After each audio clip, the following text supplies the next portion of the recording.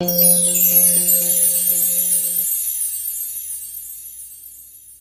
this is my first 7-day guide, and this is how to begin a brand new game of King of Avalon. If you enjoy my content, please click that subscribe button. It helps support me in future development. So let's get on and let's get going on this brilliant game. So if you wish, you can read the terms of service and the privacy policy. I won't do that now, and you'll see this is version 8.2.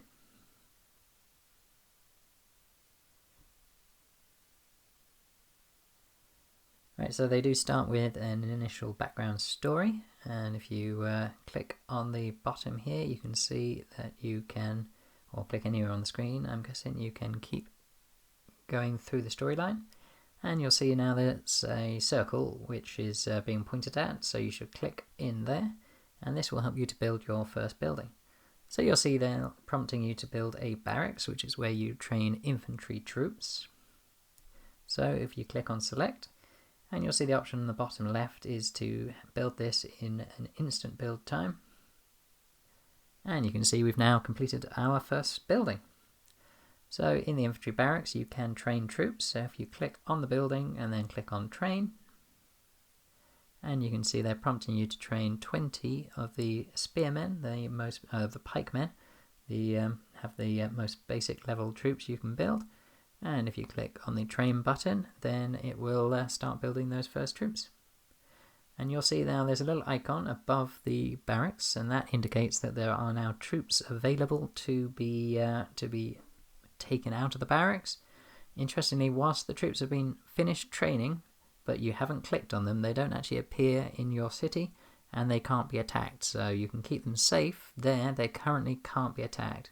The moment I click on this, you'll see the troops are now leaving the barracks, and they will walk down to your parade ground. They are now vulnerable to attack, but at this early in the game, don't worry, you won't be attacked in your first few minutes.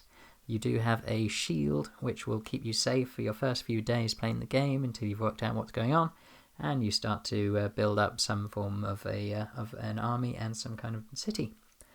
So we'll keep going through the story, so you can see you're being prompted to follow the rest of this storyline. And it will now take you to a battle scene. Don't worry, there's nothing you need to do here. This is storytelling. There's no functional elements here. So you can just follow through with the story and learn about Morgana and her attempt to take the city. So you should be able to follow this through on your own device. And you can see now I'm recruiting my first hero. So Sir Bedivere, you'll see, is a very handy hero. You'll be making use of him for a long time to come. And they're introducing your dragon. So swooped in and doing a lot of damage. You will also be very reliant upon your dragon for improving your attacking. And Morgana will from time to time send enemies up against the kingdom that you are in. So again, we'll keep going through this story. Just keep clicking the screen anytime that a message pops up, and after you've read that, click the screen to carry on to the next cutscene.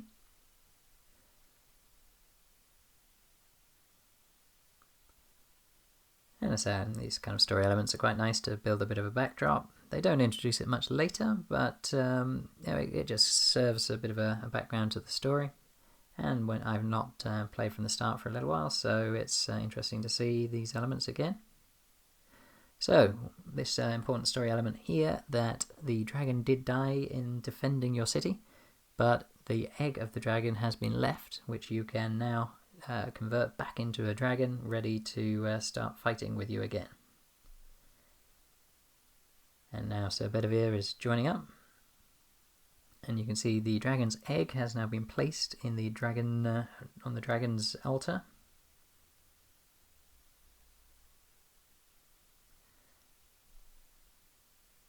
And now telling us how we can go about taking that egg and making it hatch. So this is the first official chapter of the game.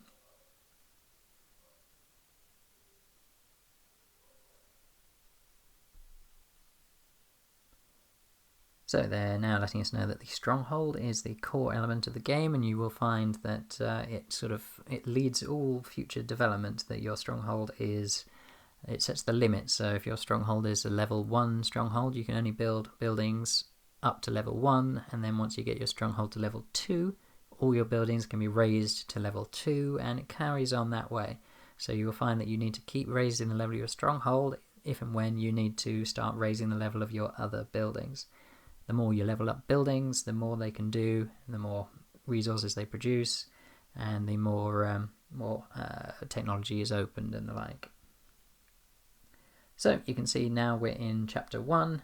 It's telling you to go to the bottom left of the screen, and you can now click to see what they are suggesting. So this has opened up the chapter screen, and you can now click Go To, and it will take you to the object of this current task, which is to upgrade your stronghold to level 2. So we'll click on Go To, and now you click on your stronghold, which is the very large building with the steps coming up to it. And you can see they're telling us to click on the Upgrade button. So you can see here the resources are available to build this building, and they are they're indicating to click on the bottom left, the green button, and you will get an instant increase to your stronghold. You'll see at this point that it will use a small amount of resources, 2.9 thousand food and wood, but it will provide you with extra experience for your lord, and it will increase your march capacity by an extra 2,000 troops, so you'll be able to march with 4,000 troops. So you can see now the benefits. Your stronghold has been upgraded, you have power upgrades, and now you're being suggested to build a stable. So again, you can see the bottom left here that will allow you to click on the chapter button, and you can click the Go To on the second task in the chapter. And now it will suggest that you need to place your stables. So click on the every time you see a circle pop up, it's telling you where you need to go and what you need to click, so you should be able to follow that generally. And again, we can click down here to the instant free to get an immediate build. And you can see we now have our stables. And they're suggesting we click on the stables and click on train. And you can see again they're now suggesting we build 20 mounted spearmen. So again, follow the circles. If you're enjoying my videos, please click that subscribe button. So we are now being prompted to attack a dire wolf. So if you click on the screen, and you can see the bottom left, there's a circle indicating where we need to click next. And you can see the shadow descends, kill a level 1 monster. So if we click Go To, and it's now prompting to go to the bottom right here. So if we go to Kingdom, and you can see this is our city. So we've got a shield up at the minute, and we are level 2. And you'll see now if we click on the search button on the bottom left, now you can see it's currently set to looking for a level 1 monster, so that's good. So click on search, and you can see it's found a level 1 monster. Again, if we now touch the level 1 monster, you'll see here the recommended troop power. Now you have already built the recommended troops, so that should be absolutely fine. And you can see the possible prizes here.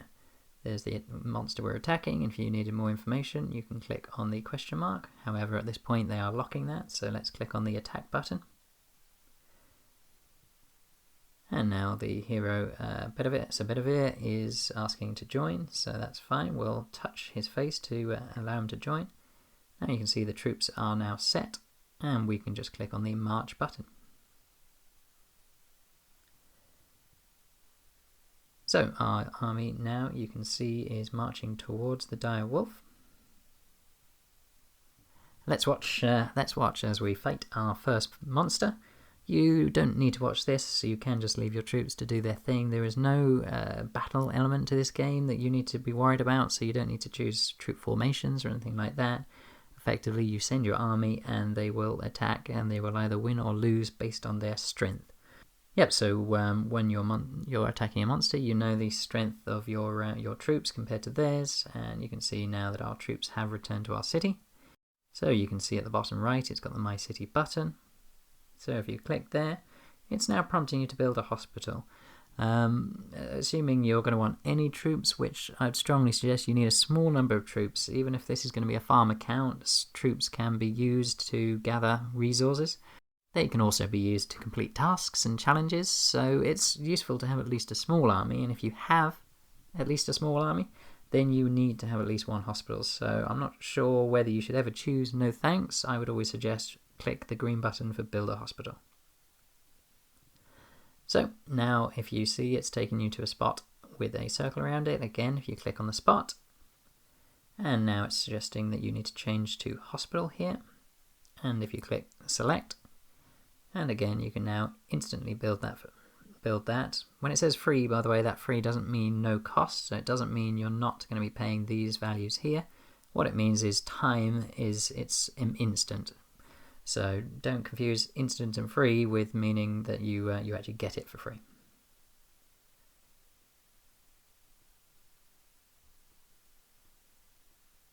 So chapter 1, the shadowy remnant. So now we've completed our hospital. It will now prompt us to go on to the shadowy remnant.